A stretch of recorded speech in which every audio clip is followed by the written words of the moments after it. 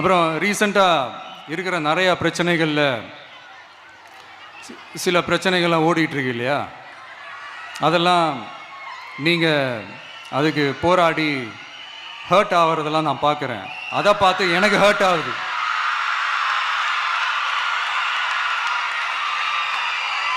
அதெல்லாம் நான் பார்த்துக்கிறேன்.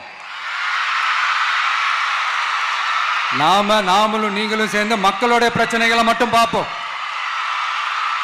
சரிங்களா? அவ்வளோலாம் ஹர்ட் ஆகுதுங்க. அதெல்லாம் வருத்தலாம் கிடையாது.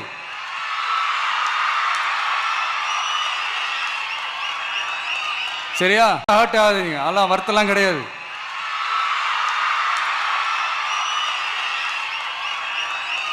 சரியா? கான்ஃபிடென்ட்டா இருங்க. நல்லதே நடக்கும். வெற்றி நிச்சயம். மீண்டும் சந்தி